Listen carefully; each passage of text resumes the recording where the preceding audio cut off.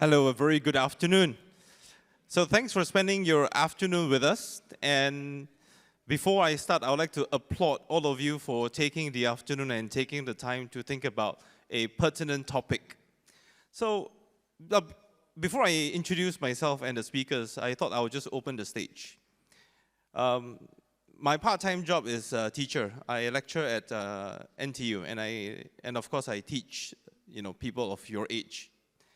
And when students ask me, hey Brian, why do you have a day job and you do a part-time job? Why do you think that's important? So it's important to the students and me because once upon a time as students, as young students, we were taught how to do mathematics, how to do chemistry, how to read and write. So if you do not know how to read and write, it is almost impossible to survive and thrive in today's society, even then. But then fast forward another 10, 15 years. Today, if you don't think about financial literacy, you don't think about money, you don't think about future, you don't think about what is the role of money in your lives, you don't think about what's going to happen, you don't think about how the financial markets, how interest rates, etc., affects you, it becomes difficult to thrive. So I applaud all of you to take charge of this particular knowledge to improve all your lives. And I think one of the biggest challenges as youth today, or what my students have told me, is all the media out there tells you what to do, right? What to invest in, what is happening, what to eat, what. But nobody really thinks about how you should think about these things. So I'm very happy, honored, and delighted to introduce my two favorite companies and people in the world.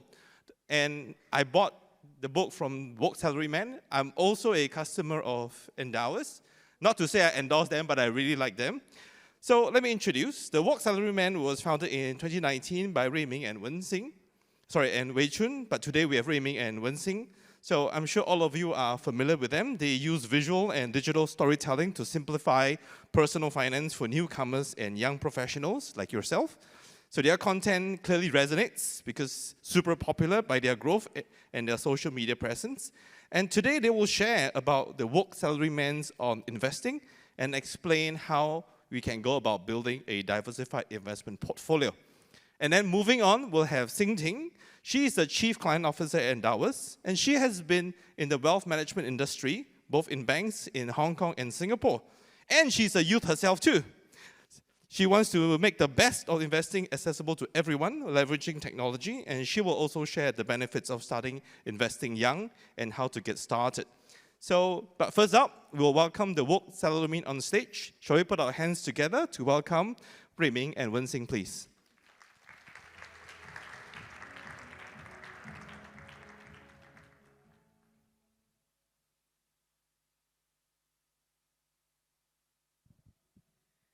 Testing. Hey, hi. Thanks everyone for being here. Actually, today, Wei Chun was supposed to be here, right? But then he had like a stomach flu in Shanghai. So he couldn't come. Stomach flu is like code word for LS, which I'm sure you guys know what is it. Any guesses? No, never mind, it's fine. Anyway, instead of Wei Chun, we have Wen Xing here. Wen Xing, want to say hi to everyone? Okay, you don't need to say hi also. Okay, she can say hi. So, so the idea is that I will give like a little talk, and then Wen Xing will kind of draw what I'm saying. So let's hook up the system. Da-da-da. How's it doing? Okay, so we're gonna hook up the system, and there it is.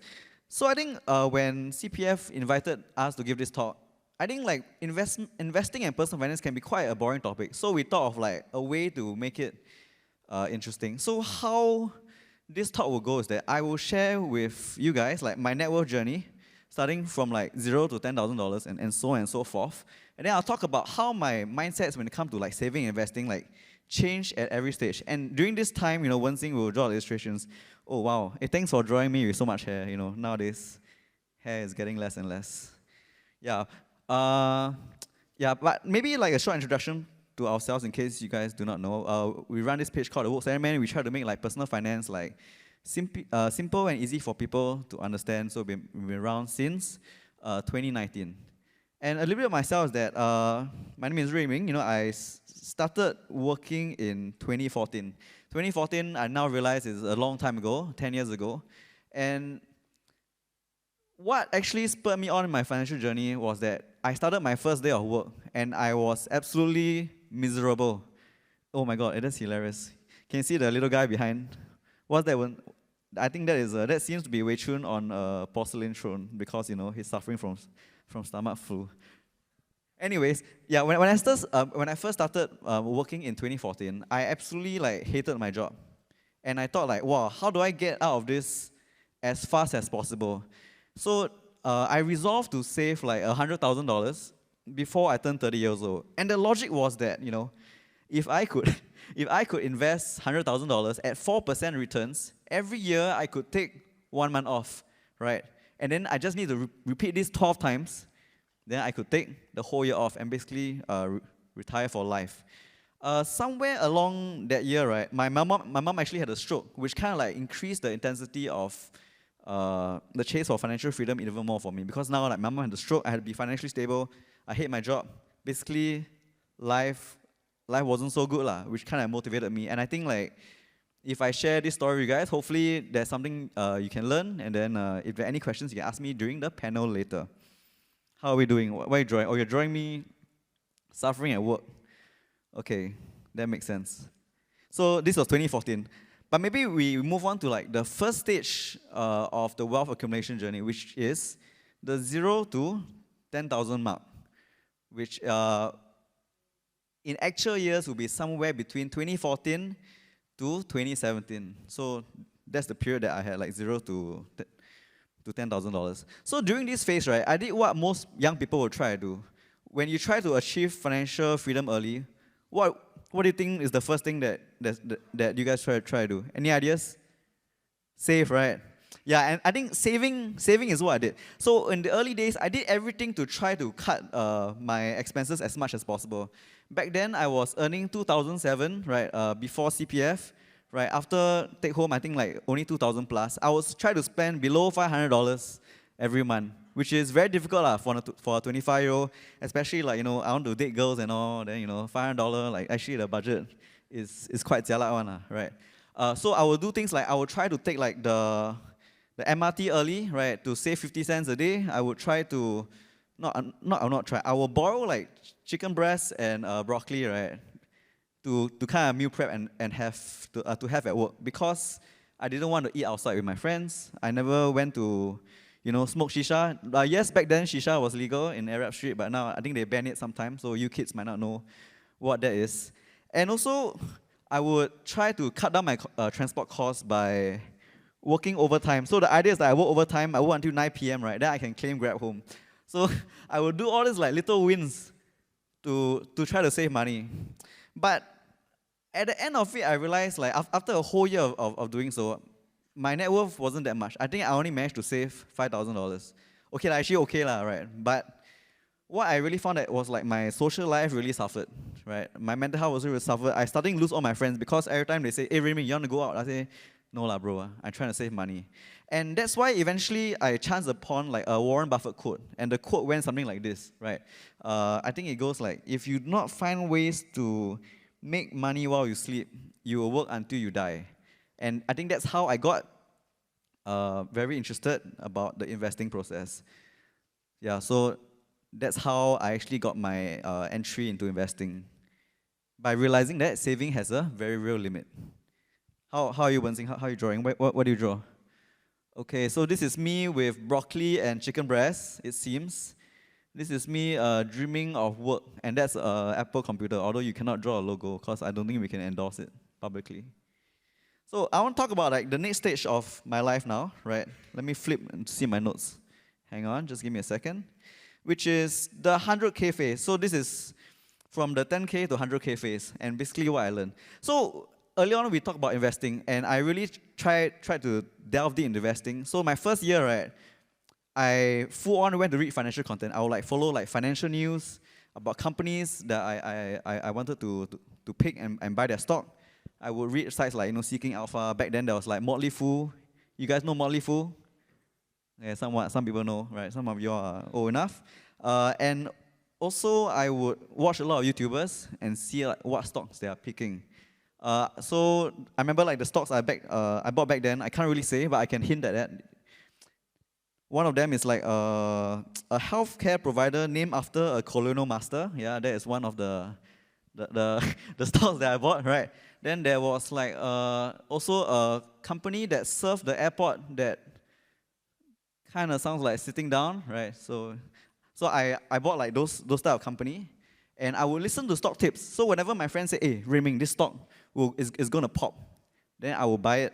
So all this was great, and I kind of follow all this advice for 1 year. So I read a lot of news, follow advice, and guess what? At the end of my whole active investing journey, I actually lost money. Yeah, I actually lost money because of a few things. One is because I actually didn't know what I was buying. All I was doing is that I was reading news about these companies. In my mind, I thought like, well, I'm making like a very wise decision. I'm ahead of everyone else. But what actually happened is that when I actually bought the stock, I didn't know what I was buying. So even after the stock went up, right, I didn't know when to sell. So I received a lot of like useful stock tips. But actually what happened is that I hold and they were like up 20-30% for a while, and after that, they went down. So not very good. So I think a lot of young people also fall into this trap into asking for stock tips. I'm sure right, today is like a financial festival. Confirm got people who ask, hey, what stock to buy, what stock to buy. I think that's like the wrong mindset when it comes to investing, because you kind of outsource the responsibility of your own finances to someone else. And then after that, let's say you follow like a influencer or what, the other they give you the wrong stock tip, you lose money, then you start to blame the guy. I don't think that is fair, right? I see Kelvin learns investing in the crowd, and he's smiling right now. Shout out to Kelvin. Okay, he doesn't want. Maybe he paise. Yeah. Anyways, but what I found, right, at the end of these 3 years, my net worth actually increased, even though I lost money in the stock market. Any ideas why? Any guesses? Okay, no guesses. It's fine. It's a Singapore audience. Usually no one answers rhetorical questions. So I'm used to it. So the reason was because I worked on my earning power. So during like 2014 to 2017, I got several pay raises. I negotiated like relentlessly for a pay raise until my boss like a bit puswang with me. Puswang means like not so happy with me, but that actually got me there lah. So I had a few realizations at the time, and it was like, well, if I spend so much effort or spend so much time chasing about which stock to buy, actually the returns are actually not that good, or maybe even negative. Why not I work on my earning power instead? And I think that is how I actually got into this thing called passive investing in the first place. I would just be satisfied with market returns. So market returns are like, how do I describe it? It's like you do not try to have exceptional results. You just earn average, can you? You just be a mid person, and that is good enough. Shout out to the guy who's filming me with a smartphone. Yeah, and I think that's what I learned during like the $10,000 to the 100K phase. Let's see what Wen-Xing draw. So this is me thinking that I would make a lot of money in the stock market, but actually no lah, I didn't. It was like that. And then after I worked on my earning power, then that actually increased my net worth earlier. And I think you will find that a lot of young people these days will look to investment as a way to get rich quick. But in reality, most people's journey to the first $100,000 or even $1 million will most likely be through your job. And I understand like how fluffy it can sound, right? Like this guy on stage saying like, wow, work on your earning power because you can earn a lot of money, right? But if actually you think about it, the chances of you being a high earner is a lot higher than you being an excellent investor. For example, how many legendary investors do you all know? Like personally. Okay, I mean, yes, correct. Warren Buffett, I mean, there's like, okay, I don't want to name other. Actually, my memory is not so good. Okay, but how many of you all know someone who is earning at least 5 digits? Confirm within like one first degree or second degree, you guys will know someone, right? So the probability of you being a high earner is a lot higher than being a legendary investor. So why not focus it on improving your skills, negotiating with a higher salary, improving your network, which will all add to your earning ability and net worth in the long term. So I'm not saying investment is not important. I'm just saying like remember where to put your efforts, because more than return on investment, you must consider return on time, right? When your net worth is very low, the time spent to the highest ROI, right, is actually on yourself. Then you can increase your capital, and then after that you can improve your returns in the long term. Okay, How are you, Wen-Sing? Can I go on to the next thing already? She nods her head, so she said okay. Okay, the next phase of life, 500K.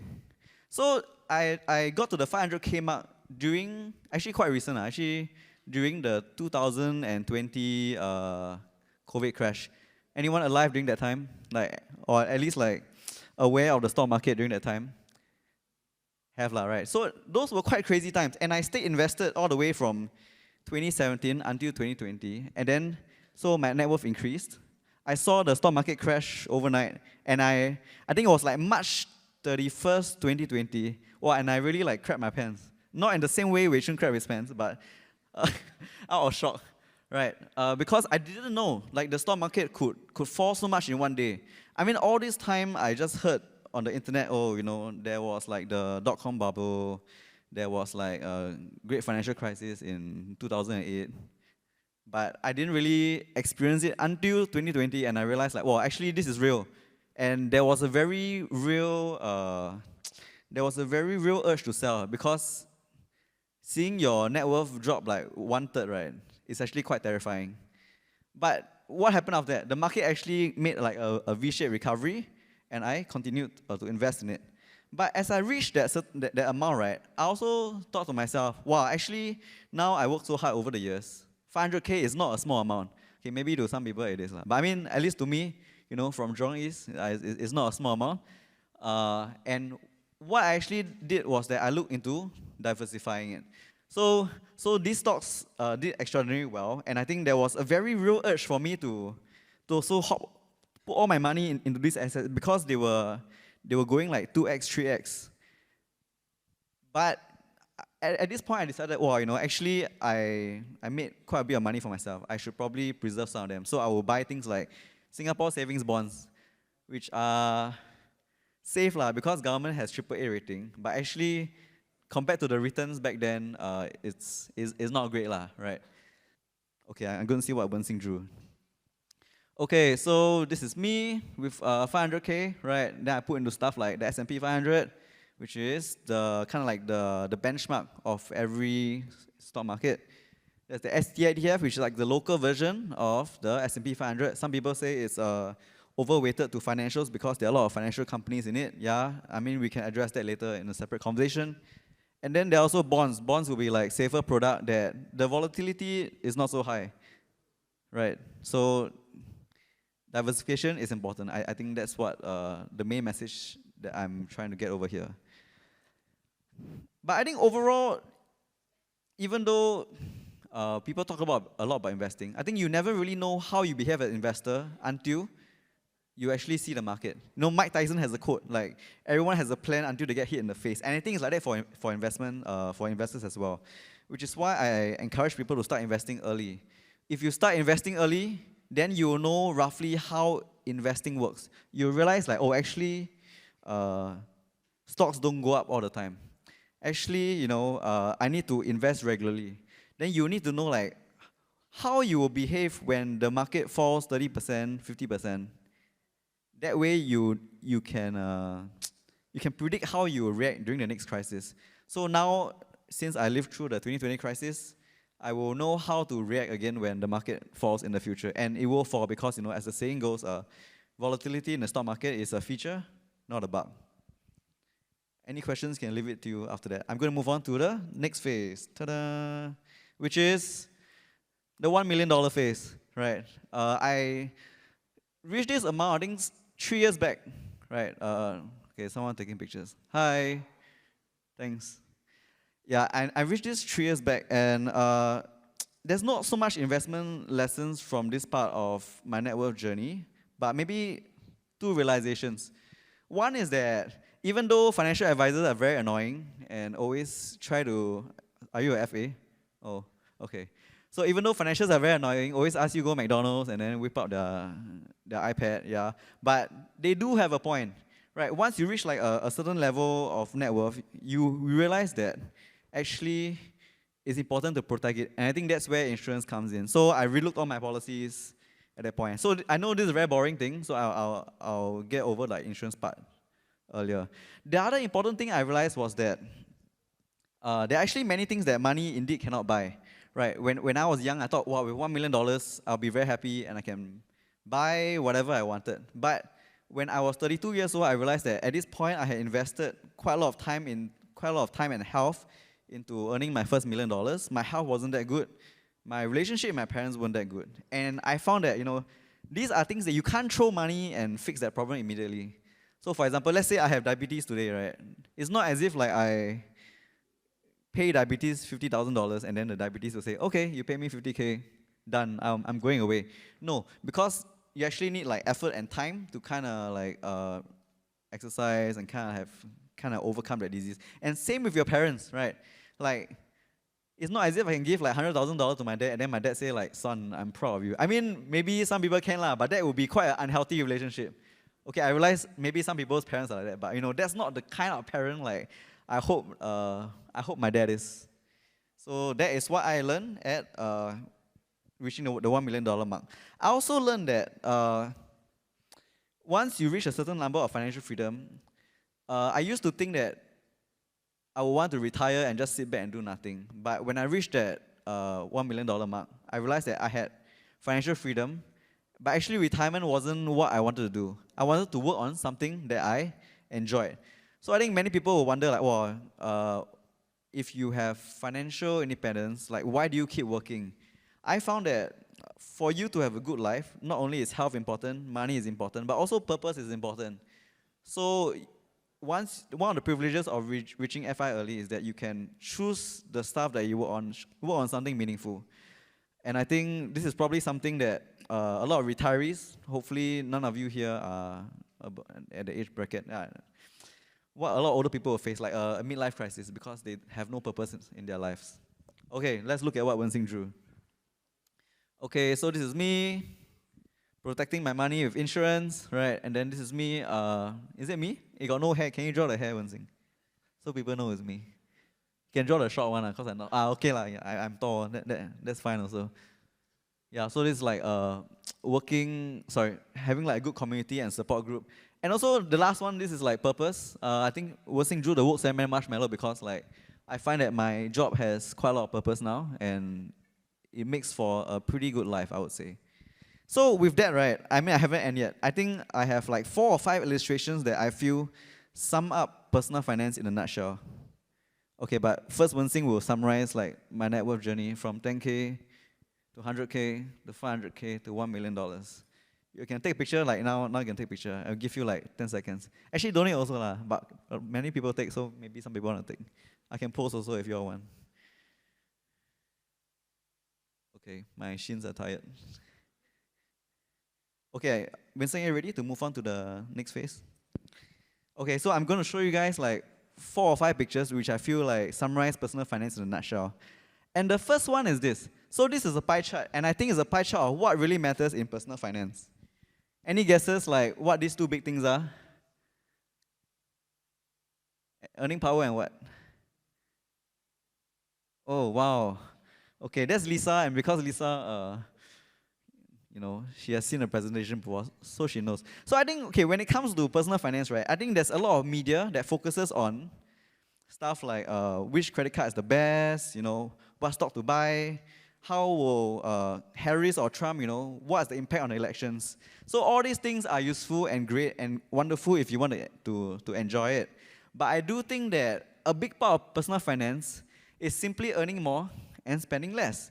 And this is very difficult to practice because society does offer a lot of distractions. For example, right now the crazy thing young people are spending on is this thing called Labubu, right?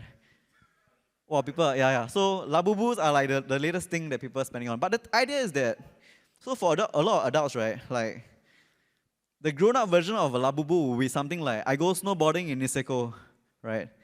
But you must realize that there will be a Labubu for every season and every generation, right? During my time when I was a kid, the earliest Labubu I imagine was Power Rangers, right?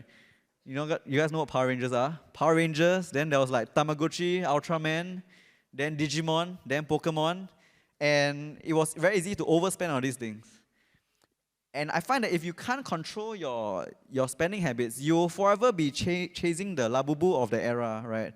And that what will happen is that Labubu thingy will be relevant for 3 to 6 months, and then 1 year later, it'll be a waste of money. I think that is a huge trap that many people fall into. So if you keep spending, right, you'll never be able to save. And you can't save, then you can't invest. Then what's the point of it all? So this is the first very important image I want you guys to understand. If you guys walk away, forgetting the rest of this presentation, I think it's fine. You just remember this one can already. Okay? Okay, let's talk about the next one, Wen-Sing. Let's do the compound interest one. The basic one lah. Okay, you guys all know what this is, right? Okay, once again, rhetorical question I shouldn't have asked. So this is exponential returns. Right, so this is your investment returns, and then this is time. The idea is like the longer you stay invested, the more money grows. I can't reach because I'm not very tall. I try. Like that, right? So the idea is that when you start investing, the payoff isn't always very high. It's actually very low. So when in your 20s, the payout you get from investments or the returns you get are actually not so good one lah. Probably like, I remember seeing like my first STI ETF dividends. It's like what, $40. Might as well not invest. I mean, it's very tempting to think this way.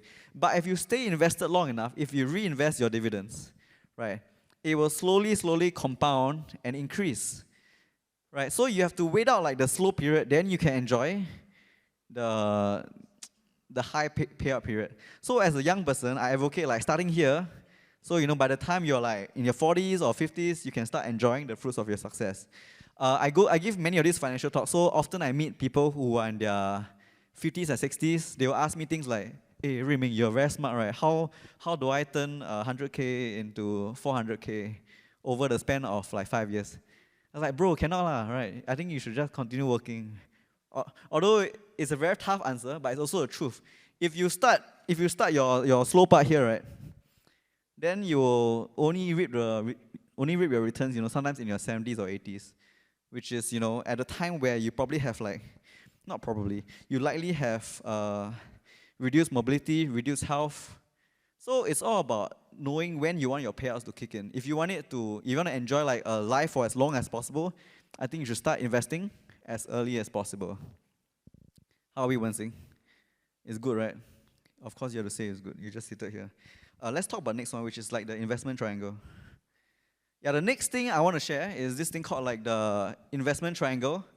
And this is essentially about trade-offs. So for every investment, there are 3 desirable qualities. They are, let's put low risk here. Low risk on the left. And then we have high returns here. And then we have high liquidity here. So low risk, you know what it means, right? Like it's guaranteed returns, you won't lose money. High returns means that you will earn, anything above 4-5%. I consider that high returns. High liquidity means you can take the money out at any time. Important thing is to know that no investment will have all 3 things.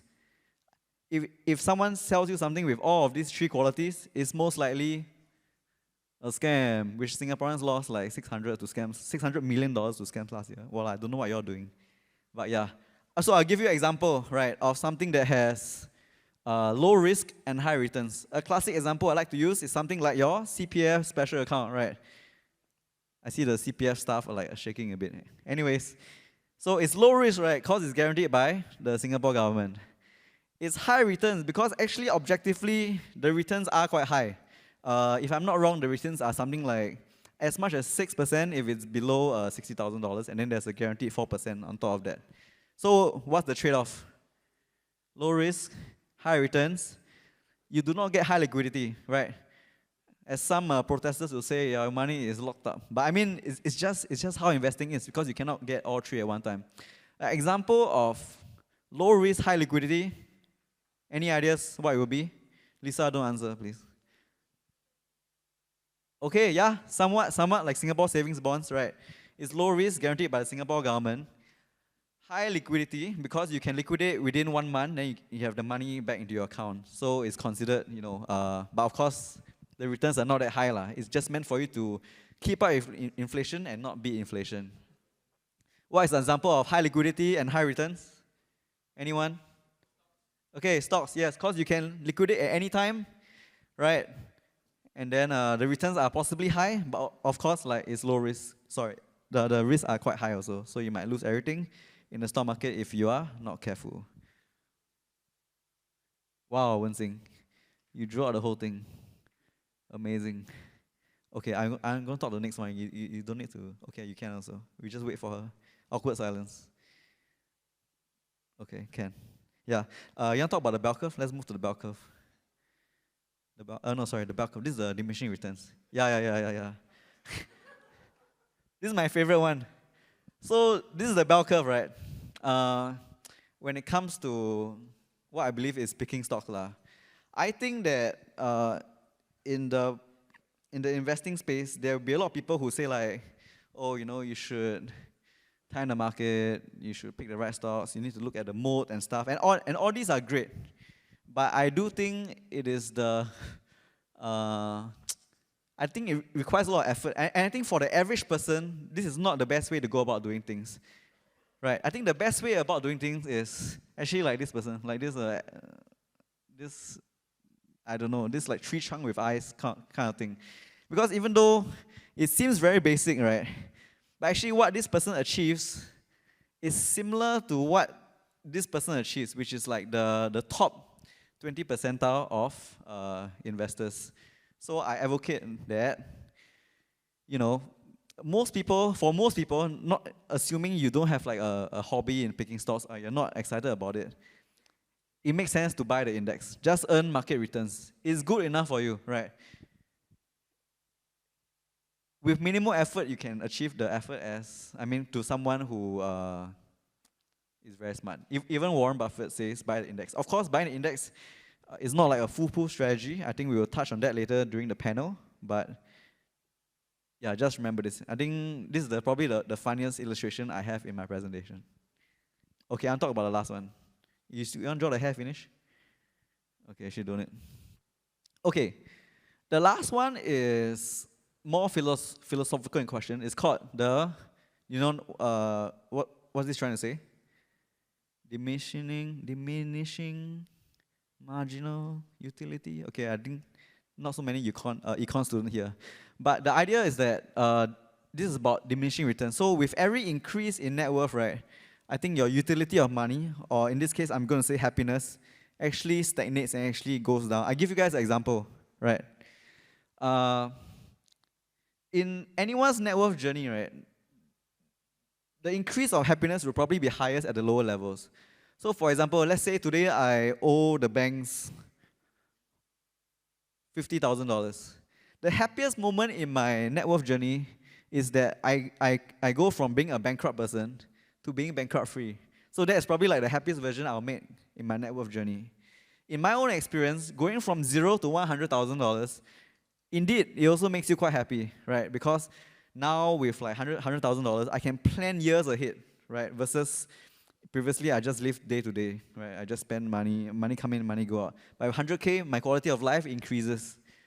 From 100K up to maybe even 300K, my life improves even more. I start to afford like slightly nicer things. I can take more time off. I have more financial security. I know if my boss fires me, right, I have some float. So I get to choose what job I want to do and so on and so forth. So I will argue that your quality of life does increase all the way. But at some point, right, throwing more money at the problem doesn't really solve anything. So for example, like what I shared earlier, I do think that maybe after like from 500K to 600K, the quality of life you experience won't be as high as the initial first 100Ks you receive. So I think when you pursue like the net worth journey or you pursue like the wealth journey, it's remember to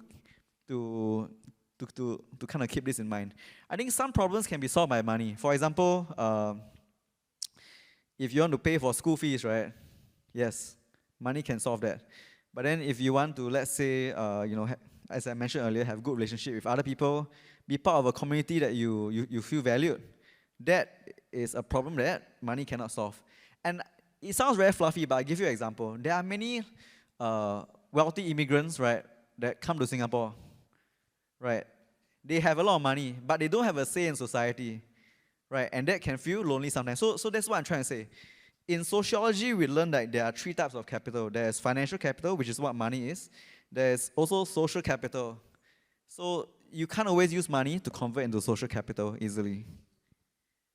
So with that, I think I've come to the end of my. Thanks, Wen Xing, for drawing. So that is money and people holding hands. Are they the same gender? I don't know. Who knows, right? So, anyways, I think with that, we've come to the end of the presentation. Once again, to zoom out to see, let's see the big picture. Yeah, I think everyone give a round of applause for Wen Xing for thanking it. Thank you, Wen Xing. You were better than Wei Chun. I will write that in his appraisal when I interview him. But thank you, everyone. I enjoyed speaking to you guys. If there are any questions, we can take it during the panel later. Thank you. Thank you. Thank you very much. So I really enjoyed that. And I think it's rare for, and I wanted to applaud the speaker to share his life journey with us. And by no means, I thought it was really heartfelt. I mean, it's the average Singapore salary today you start is $2,000-3,000, and how you can get to where eventually he got to, I think that's both inspiring and real. Now, before we move on to Xingting, we have a poll, to sense check where we are. So can we have the poll details up on the screen, please? Okay, so here you are. Jump on this QR code.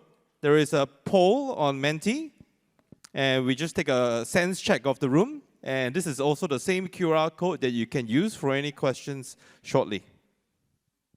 So we might just take a couple of seconds for all of you to jump on. So please do participate, and this would then flow through what we will talk about later during the moderation, during the Q&A session as well.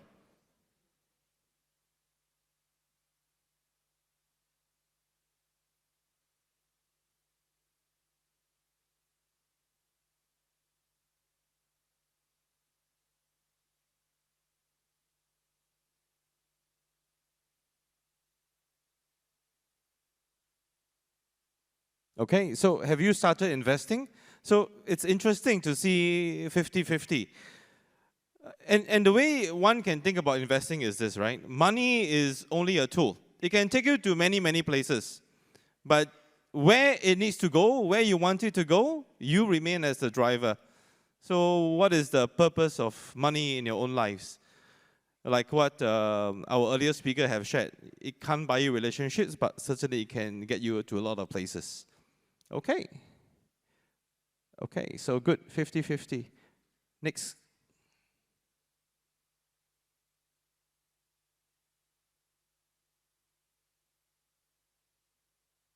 Wow.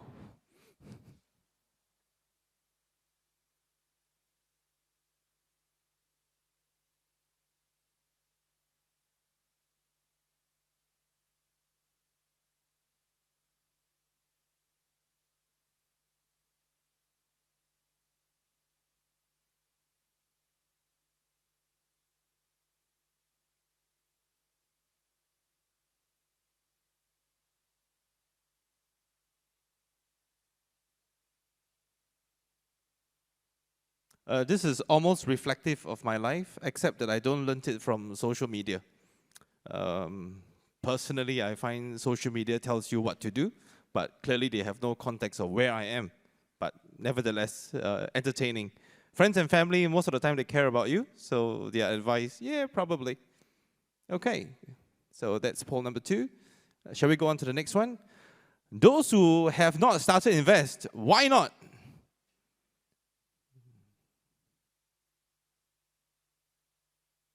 Okay, if you have no money and you're too young, that's acceptable. Huh? Yeah, so not to worry.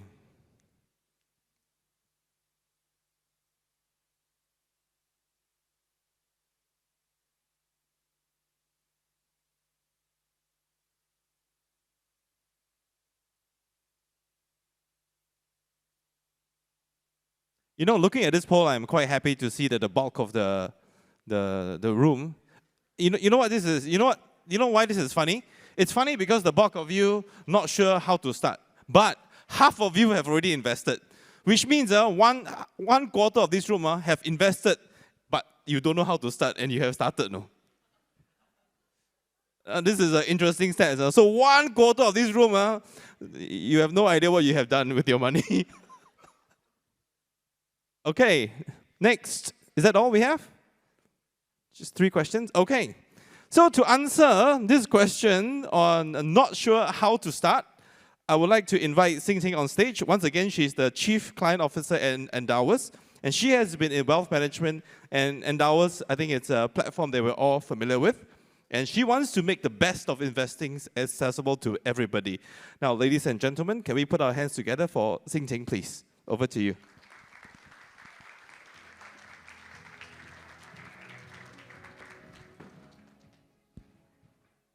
Thank you so much, Brian. So my name's Sin Ting. I'm the Chief Client Officer at Endowers. I have a bit of a tough act to follow after the woke salaryman, but I will try my best. So for those of you who are not familiar, Endowus is a digital wealth management platform where you can invest both your cash, your private wealth, as well as your pension assets, which is your CPF money. And Rayming talked a little bit about purpose, and that's why we started the company too, to really make wealth management better in Asia. But today, I'm going to talk about robo-advisory platforms in Singapore. I'm not sure if anyone can help me put up the presentation that we have. Oh, perfect, okay. Yes, to suit different investment needs, the risks involved, as well as how to get started in your investment journey. So Franklin Templeton, they did a next-gen investor survey to look at some of the investing trends in Singapore. And what they found is actually quite in line with the poll that Brian just did, right? So some of the top goals in life for youth investors is really financial freedom, happiness, good health. 1 in 2 young investors recognize the need to start investing early. You know, life in Singapore is getting more expensive, and they realize how important it is. In their survey just now, it showed that half of the room has started investing. And then Templeton survey showed that about 8 in 10 are actually currently investing. But like most people in the audience here, the way that a lot of young investors get information is really from friends and family, then followed by information online. And I mean, robo-advisory platforms, they have really grown in Singapore in the last few years. And this has also gotten increasingly popular with young investors as well. Let me talk a little bit about what exactly the differences are between robo-advisory platforms versus more traditional advisors. So a few areas. In terms of interactions, right? With a traditional advisor, you have a human advisor that talks to you on a one-on-one basis. With a robo-advisor, it is a mainly digital-first interaction. There may be client advisors that you can speak to, but you would mostly expect to interact with the platform online. In terms of the advice, with a traditional advisor, your human advisor will talk to you on a one-on-one basis, give you advice. On a robo-advisory platform, this is obviously done on platform with some automated tools. It might be based on algorithms, and there's very little human intervention. Next, on trade execution. With a human advisor, your trades are executed, obviously, by your advisor. That might be an option for you to do some self-directed trades on platform, but with a robo-advisor, this is self-directed with perhaps the option as well to speak to a human client advisor, depending on which platform you go through.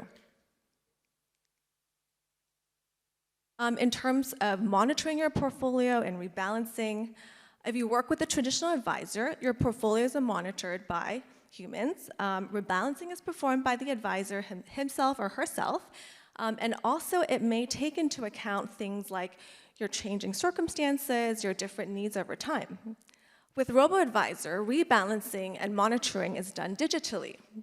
It's usually done on a threshold or calendar basis. And what this means is that some platforms may rebalance your portfolio monthly, quarterly, annually, or threshold basis when the value of your holdings perhaps have moved beyond what the initial target allocations were because of market movements. Fees are typically lower with robo-advisors, and they're usually based on a percentage of assets. With a human advisor, fees are generally higher, and they could be either based on a percentage of assets or more commission transaction-based, or a combination of the two. And lastly, with minimum investments, right? The growth of robo-advisory platforms has made investing much more accessible to everybody here in Singapore. Minimums can be as low as $1, depending on which platform you go to.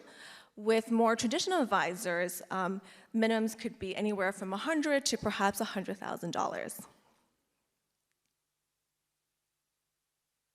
I mean, the investment products offered are broadly similar between robo-advisors and traditional advisors. You can buy stocks, bonds, unit trusts, ETFs, REITs as well, right? But I would say that robo-advisors have a greater ability to be able to offer more diversified funds or more diversified portfolios at generally a lower initial setup cost and recurring cost as well. But like everything else in life, I mean, there's no free lunch, there are also risks involved in investing with robo-advisors. So because it's a digital platform, the investment solutions may not be as customized to your individual needs or your circumstances. And just like all other online services and platforms, there's also cybersecurity risk, right? You're more vulnerable to hacking, to data breaches, et cetera. And lastly, because it is a mainly digital experience, the platform may not be able to obviously gauge your emotions and handhold you, especially through more volatile markets. The next part of my presentation, I'm going to talk a little bit more about what are some steps that you can take to start your investment journey for the 50% of the audience that have not yet started. And some of what I'm going to talk about actually resonates with the stories that Raymond shared as well. And investing really should be a long-term endeavor. Investing is different from speculation, right? You should really be investing through different market cycles to be able to grow your wealth over time. And when we talk about investing, the first thing that I like to ask clients is why, right? The why of investing. Because it's important to invest with intention. I mean, your goals should be at the center of your investment portfolio, and your success is tracked by how much progress you make towards these goals. So it could be anything from buying your first house, your child's education, and perhaps retirement later on in your journey. Because when you set your goals, that really forces you to focus on what's important and how you can get there, right? Because at the end of the day, it really doesn't matter if you beat the STI index or the S&P 500 index, right? It actually only matters whether you reach some of these life goals. And when you invest for gold, that's when you can identify, okay, this is my time horizon, this is how much risk I should be taking, and this is how much money that I should be investing to get there. So again, it really forces you to focus on what's actually important. So these little funny lines are the different types of cash flows that you can have, for example, when you set your different types of goals. So the first line is more like your predictable cash flows. So it could be anything from your rent, your monthly mortgage payments. And then you also have lumpy cash flows, right? When you put a down payment for your house, when you pay for your wedding, for example. And then the last squiggly line is the continuous cash flows that you have in your life. So this could be your rainy day fund, for example. I think, Raymond touched on this as well, but really, time is your best asset when it comes to investing. And just looking around the room, everybody has a very, very long investment horizon here. So I have an example here of how this could work out mathematically. So imagine there are 3 triplet sisters, Buttercup, Bubbles, and Blossom, for those of you who know Powerpuff Girls. But Buttercup here started investing at age 25. She invests $10,000 every year for 10 years. So in total, she invested $100,000. Her twin sister, Bubbles, started investing at age 35. She invested $10,000 every year for 20 years, for a total of $200,000. She stopped investing at age 55. Her third sister, Blossom, started investing at age 45. She invested $15,000 a year for 20 years, for a total of $300,000, and she stopped investing at age 65. It's clear in the graph here. I was going to ask which sister did the best, but I've already revealed the answer. But assuming that all of their portfolios compounded at 7% per annum, Even though Buttercup started the earliest, invested the least amount of money, she only invested $100,000 in total. At age 65, she had about 1.1 million. Bubbles, as you remember, invested $200,000, but she started a decade later. At age 65, she had about $863,000. And the last sister, Blossom, even though she invested the largest amount, $300,000, 3x the size as much as her first sister, because she only started at age 45, 20 years later, she had about $673,000. So starting early, even if you have a smaller amount of money, means that your money is actually working smarter for you and not just harder.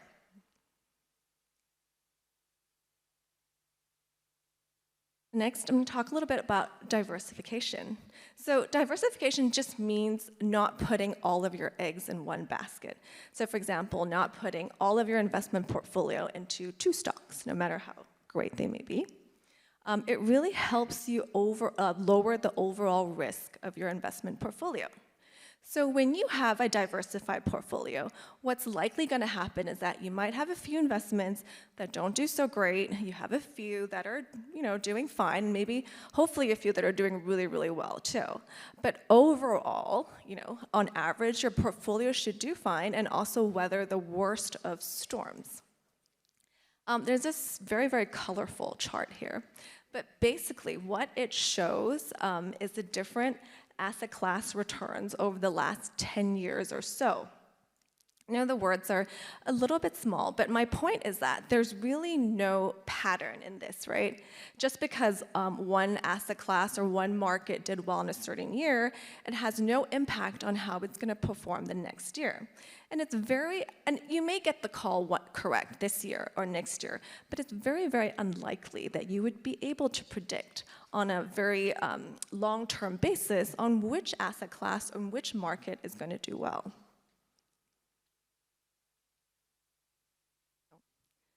Everyone thinks that they're better than average, but it's actually very, very difficult to time the market.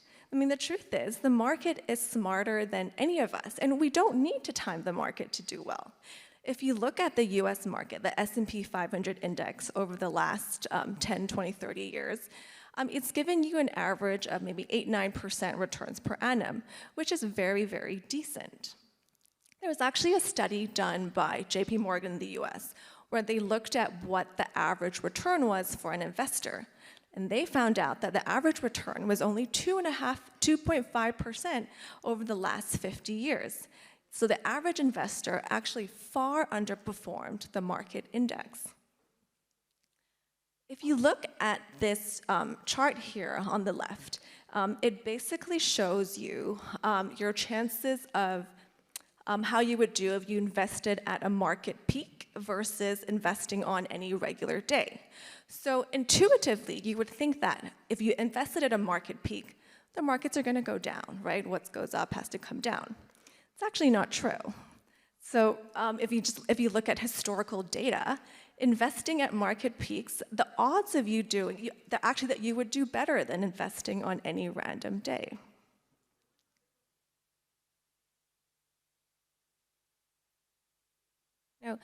We humans are very emotional creatures, right? Traditional economics, it assumes that humans are rational, humans are logical. We make decisions to maximize our utility. But in reality, that's not true, right? We are constantly influenced by all the noise around us, the news that you hear, what your friends tell you about stock picking.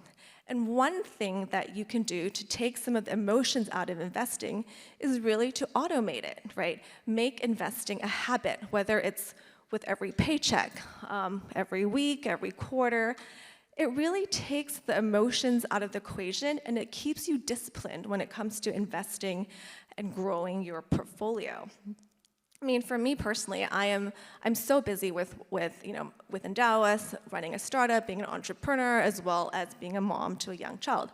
I don't really have the time or the inclination, right, to be looking at my investment portfolio on a day-to-day basis. I want to focus on what matters in my life. So I like to set up automated investments every month, so it really takes the decision making out of the equation and keeps me accountable. And that's kind of all I have today. I would love to answer any questions that you guys have on the panel that's coming up after this. I just wanted to end with saying that, investing can sound very complicated. There's a lot of jargon out there. There's almost too much information online, but it really doesn't have to be that complicated. You can keep it simple, but hopefully one of the takeaways you get away from today that it's really important to just start today where you are, even if you have a small amount. Thank you. Thank you, Xin-Ting. So we'll stay on stage while they get the stage ready for the moderation, the panel. So while they get ready, here is something for you to think about starting early. Try going back home today or over the weekend. Look for an old person in your lives. Maybe it's a parent, maybe it's an uncle. And you ask them, what is your biggest regret about money? 200%, they will tell you, I wish I have started earlier. I wish I didn't sell. I wish I didn't panic. You are going to hear all of these answers. And the way you can think about this is the market, whatever they spoke about, is always there for you. But are you there for the market? And what is the reason that you're not there for the market? Was it because you bought your labubu? Was it because you choose to go on a holiday instead of averaging down? So many reasons. But we'll take that questions as we come along. Do we want to bring up the QR code so that they can ask any questions if they have? If not, I'd like to invite my two fellow speakers back on stage, Xin-Ting and Rui Ming. Come, please.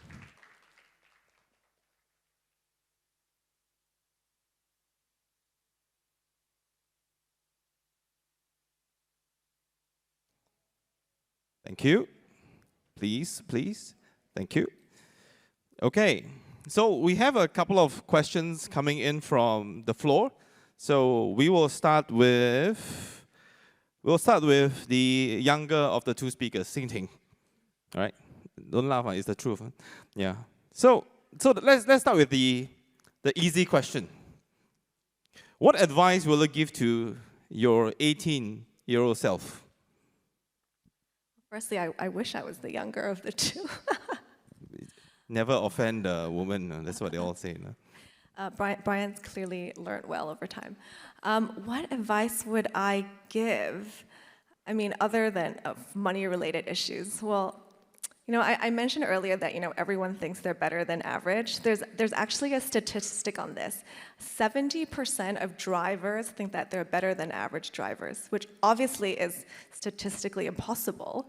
But like most young people, I also thought I was better than most at investing. And I picked my own stocks and lost some money. And it was also a stressful experience. I mean, it was very stressful to see my investment portfolio fluctuate over time. And investing your money can be quite a humbling experience, right? Markets are extremely humbling. You might get one call right, but to get it consistently right over a long time period, that's very, very hard. So I would tell my 18-year-old self that I am not a better than average investor, unfortunately, and that I should leave investing to the experts, which is what I do now with my money. Thank you. So over to Rui Ming.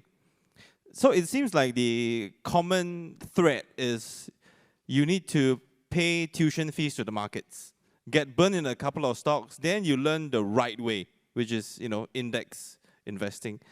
So to the audience, if you're going to save them this tuition money, how would you advise them on index investing? Go straight in or pick a few blue chips to think about? Because we are all greedy, right, from day one. So how do we think about this emotion, and how do we think about single stocks versus index investing? Oh, it's on already. Yeah. So I think I think there's merit in trying to pick stocks yourself first, then seeing how you fare. I don't want to say that picking stocks is bad for specifically one person, but I think the average person should go and try first, and then learn what works what works for them, then they can realize like the real difficulty in actually picking stocks. I think often you just hear like this strange guy on stage like tell you, just buy the index. Then they'll be like, "Wallah, I listen to you. What? I'm smarter than you. I'm better than you. You know, I'm going to do better." But the truth is like every generation got this kind of people, right, who think that they can do better, and some indeed do better. Some indeed do outperform the market, right? But I think after paying tuition fees, right, after losing money in the stock market a few times, I think most people will come to the eventual realization that, yeah, this is probably the most efficient thing to do. I think unless you have the aptitude to really do fundamental research, to really look through like financial reports, find out like what is the company's competitive advantage, to see are the margins increasing, you know, what is the return on investment, investor capital. If you're not willing to put in that effort, then I would say index investing is probably, you know, the most efficient way for you to grow your wealth. And also not forgetting, you mentioned in your early years, you're better off using your time to invest in your career, and that ROI is going to be a lot higher. I wanted to take on Sing Ting's point about not timing the markets. But everything is at an all-time high today. Do I still do it? Maybe I can take viewpoints from both speakers. Maybe starting with you. All-time high and still just keep going? The chart that I showed earlier, like if you invest in an all-time high, the odds are actually that the markets will go higher and you reach a new peak. But of course, it's scary investing at an all-time high, right? It's scary putting your money to work. And we don't know what the markets will do tomorrow or maybe the next 6 months. But what I am confident is that, you know, if you believe that the world will continue to grow, and the market is just, you know, it's a collection of companies in the world and their earnings growth and people putting a multiple, a price on it. So if you think that the world will continue to grow, then 5, 10, 20 years from now, the market should be higher than where we are today. Ruibing, any comments? Yeah, I think when I was starting on investing, like this really helped me. I just told myself this phrase, like invest or die. See, right, if you don't invest your money, you confirm lose, right? Because got inflation. And we all know like how bad inflation has been during these few years. If you invest your money, you maybe lose, right? Because yeah, maybe stock market crash. But think about it, like versus like maybe lose versus confirm lose, right? Which will you pick, right? I will pick to invest every single time. And even though like the stock market, you know, doesn't go up like all the time, but I think in the long term, the stock market should go up because it represents the overall like the tenacity. Okay, this sounds very fluffy, but really like the tenacity of the human spirit. Like if you do think human beings are going to be around and we are going to trade like trade companies with one another and interact with one another and grow the global economy, then you should put your money in the stock market. Of course, you know, having your emergency fund and all that. Okay, so just in case this didn't really came out in the discussion, most indices like the S&P 500, so 500 is Standard & Poor's 500. So that actually reflects the 500 largest companies in US, and this is self-renewing. So you always get the 500 largest and hopefully best companies in the world. So if we have if the audience have, especially the 70%, 72 people who don't know how to start, maybe the next couple of minutes I'd like to spend on this. How do one start? Should I do robo? Should I do ILP? Should I do brokerage? Should I speak to someone?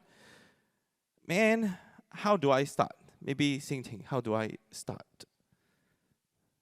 I mean, there's a lot more options today. I mean, that's the good news, right? There are a lot of low-cost brokerages out there. If all you want to do is to buy an ETF and hold on to it, then that's a great way to do it.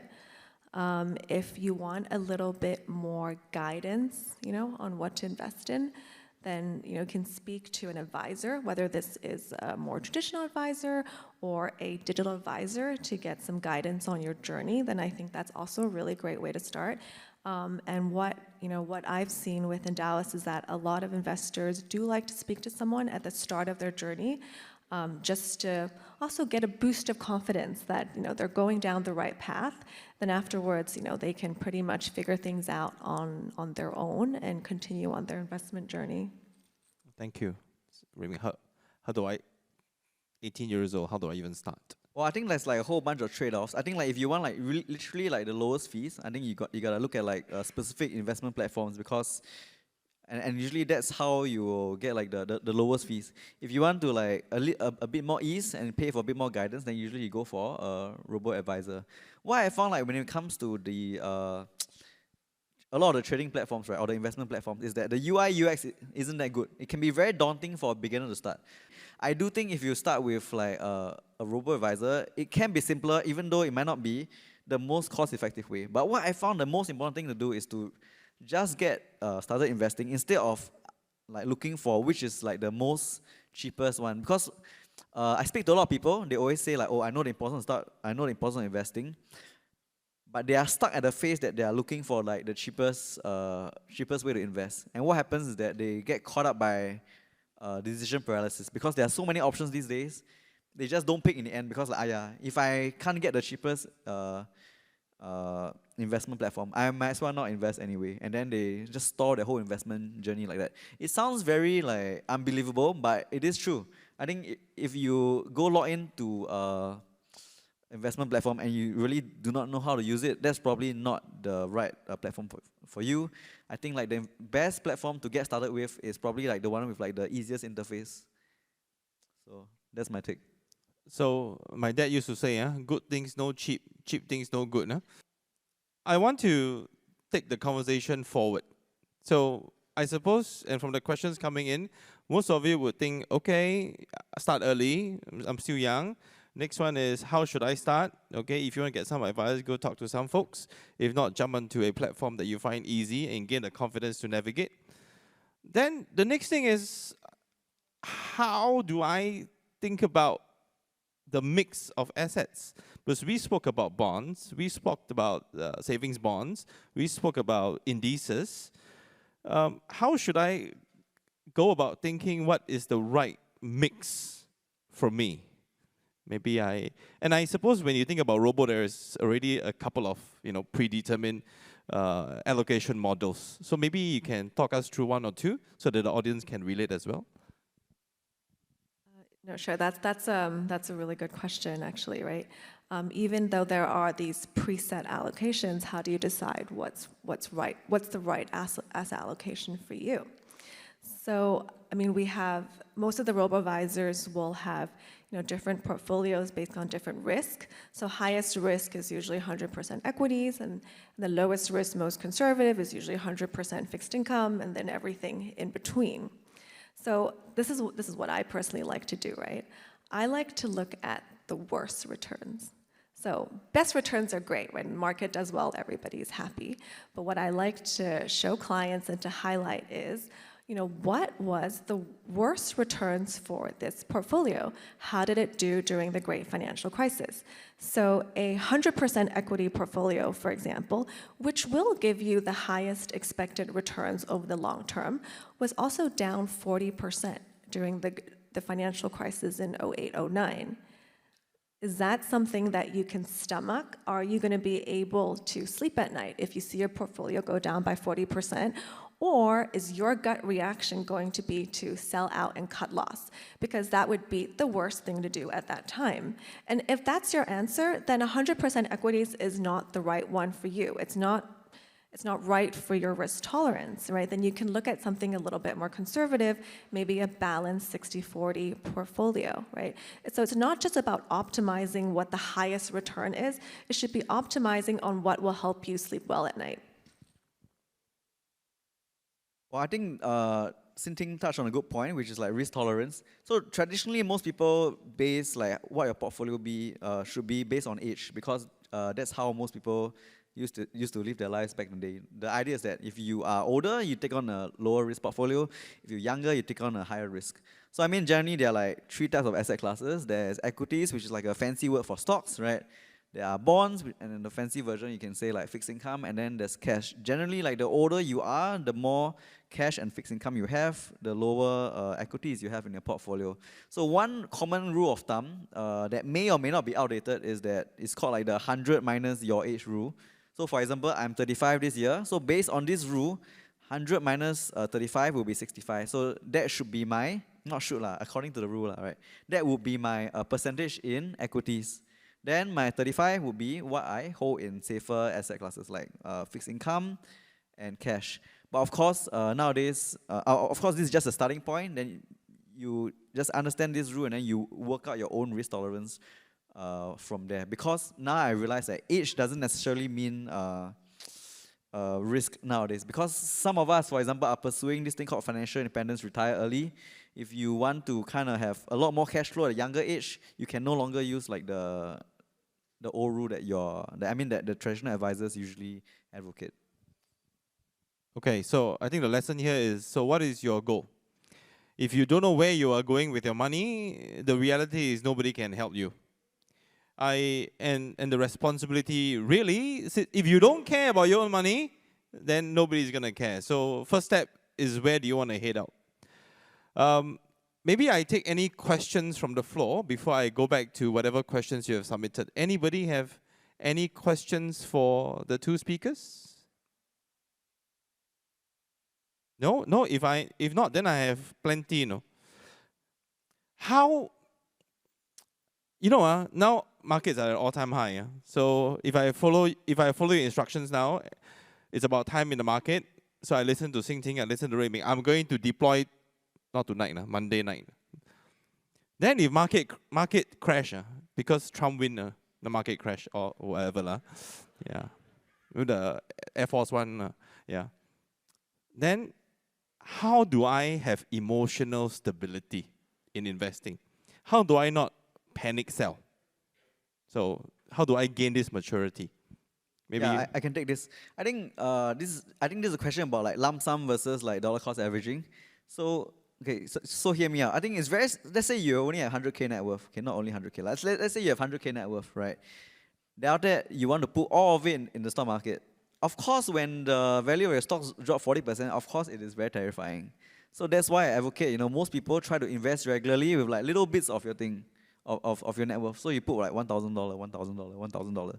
So when the thing falls, right, when the stock market falls, you won't panic sell. You won't be in that much, you won't face so much emotional turbulence. However, like if you put like the pressure of putting your entire net worth into one single decision, in that one particular like trade in the stock market, it's going to be very stressful. So I suggest like you break it down into smaller pieces, and through that, then you can get the emotional maturity to invest in the stock market. And if $1,000 is too high, you can start with like $100, right, or even less nowadays with like fractional investing. Although that might not be the most cost-effective way. Maybe just to add a little bit onto that as well, right? I think you have to go back to the why you're investing. Say your goal is for your retirement. You want to retire at age 45, right? FIRE. Then you know that you still have, whatever it is, 10, 20 years until then. So how the market, how your portfolio does today shouldn't matter, right? What you're worried is about how the portfolio will do in 10, 20 years' time when it's time to retire. So you just have to keep that in mind, the why you're investing. And if you are investing for, say, your emergency funds or trying to buy a house in the next like 2 to 3 years, then you shouldn't be investing in a portfolio that could drop by 20, 30% in a very short period of time. That's not the right allocation to be in for a short-term portfolio. Thank you. So staying focused on the goal and not putting all your eggs, not just into one basket, but not at one go as well. Maybe at this point in time, I would like to share maybe some personal thoughts. We like to think of risk as something that is risky, skydiving, diving, things that can kill you. But in investing, we ought to think about risk as volatility. And volatility is direction agnostic. You can go up, you can go down. But without any volatility, any movement, bracket risk, then there is no opportunity for you to make any form of returns. So perhaps I'd like to get the audience to rethink about this idea of risk and shaping that thought into thinking about how much volatility you can stomach. In Sing Ting's example of property buying, now obviously you want something with less volatility, such that when it's time to buy, you don't have this super swings, right? Any other thoughts on volatility you'd like to share? Yes? Yeah, I think I want to talk a bit about like S&P 500, because like during this thing, we kind of like talk like it's some like you guarantee you make money based on that. I think we should debunk that a little bit, because I think every investment has risks, right? Even like the S&P 500. So even though a lot of people will say about the S&P 500, and it is generally good advice, I think we need to realize that every single investment, like there's a chance like it might not work out. For example, there was like a 10-year period, right, from 2001 to 2011, I believe, that the S&P 500 was flat. So actually, if you invested in the S&P 500 during this period, you would not have made any money at all. But of course, like in the long term, it grew. But I think like the danger of thinking like there's like a sure thing investment is very dangerous, because there's no such sure thing. Because we live in like an unstable world. Who knows where the US economy will be in the long term? So even something as broad and safe as the S&P 500 does carry its risk as well. The important thing here is diversification, right? You don't place all your bets in a single market. So it's important to diversify not just across asset classes, not just across companies, but also across different geographies as well. Which is why I think apart from the S&P 500, you can also explore into investing like in the Singapore stock market, which is a form of diversification, or even like the global stock market, including places like China, which might not be doing well, but if you think about it, there was a short time in history where the Singapore market was actually considered more attractive than the US market. So I think if you take like a long-term perspective, broad diversification is really very important, and there's no such thing as something will always go up non-stop. That's my take. Maybe I'd like to follow on to that question, because this is what my students like to ask me. If I have bought the S&P 10 years ago, I've made good money, but dollar Sing was at 160, 175. Today, dollar Sing has lost 30% of its value. How do I think about currency risk versus S&P? Well, I think which is, and I mean, that's a good question. I mean, which is why precisely I do think it's important to buy local assets. Because when you spend money here, I mean, you won't be spending US dollar, right? Right, you'll be spending Singapore dollar. So many people will look at the US market and say like, wow, US market, 7% over the last 100 years per annum. Like the Singapore stock market, STI ETF is so miserable, only 3-point-something% return. Why not I just put all my money into the S&P 500? What these people forget is precisely your point. There is currency risk, and yeah, I would suggest most people, if you're intending to stay in Singapore long term, do put money in local assets. I mean, including Singapore savings bonds, which is like by the government, risk-free. There's a limit of 200K each person can buy. Thank you. I have a slightly different view on this. I feel that, living in Singapore, you're already so exposed to the Singapore market, right? Whether it's through your work or through housing, I actually think that people should really look at investing globally when it comes to their investment portfolio. And in terms of, FX risk, even though you are, for example, investing in the US market, the companies that are listed in the US market, they derive their earnings from all over the world. So you look at Apple, for example, right? I mean, they derive earnings from Europe, from China, from everywhere. So even though it is a US company, in that sense, they're also exposed to like global like currency fluctuations. So nothing wrong, but I think what the two speakers also are hinting at is you ought to take interest in what you're investing in. So to the next question, how do you then take interest? Do we read? How do we keep ourselves tuned in? Or do we just leave it to the professionals? Any thoughts on that? Well, I think just now you shared like you asked something like what she would tell like her 18-year-old self, right? I think like as a young person, it's very important to be curious and always find out like what is happening. Not only because it matters to stock market, because it actually matters to your earning power, right? The more you find out about the world, the more you can relate to the people in charge, the people in higher positions. The more you understand the big picture, the more likely the chances of you increasing your income. So that's why I would say like read regularly, talk to people even with like differing viewpoints from you, learn what they're saying. Read stuff, not just like trending things like now there's a Apatsu song, right? Or like beyond the Labubus and Blackpinks, right? I mean that's also very important, right? But also take an interest in the global economy, how businesses work, all that stuff, because that's going to not just increase your relevance when picking your own portfolio, but also in a very micro way, like understanding how your bosses think. And I think that has like a huge impact. There's a lot of free content out there, right? There's like a lot of personal finance blogs. There are like webinars. There are a lot of ways that I think you can arm yourself with knowledge when it comes to investing, and that's super, super critical, right? It really gives you the confidence to start investing and to really just learn about the basics. But I would say at the same time, there's almost too much news out there. There's a lot of noise in the markets. There's noise on geopolitical tensions, on the elections. You want to know what's happening in the world, but I would say you also have to be not too swayed and try to change your investment portfolio every time you think that there is some new crisis happening on a different part of the world. Which is why I think it makes sense, right, to often focus on what you can do, having like a high locus on control. I mean, you cannot control what Elon Musk says or, you know, what Jensen Huang is going to do. Maybe he does some like questionable things in the future. But you can control like, you know, your skills, your skill set.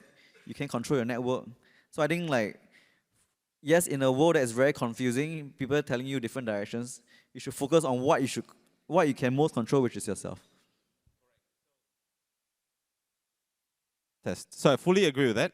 You can only control your own reaction. And based on that, your own reaction will then control your outcome. I have many more questions that I wouldn't be able to cover from the floor, thank you. But I hope the two speakers here who have spent the afternoon with you have made you more ready for life. But to the rest of you who have questions that we didn't cover, we have little booths at the back. And there's a networking session with not only the two speakers, but also Farhan from the National Youth Council, Daryl, Razuna, Cheryl, Daryl, Yufang, Jieyu from Business Times Thrive, and from Money Sense, we have Glenn, Jade, and Gaynor. So we have many people at the back also ready to answer whatever questions you have. So do hang around for the networking session. And I'd like to bring this to a close, not before we give a big round of applause to our great speakers today. Thank you.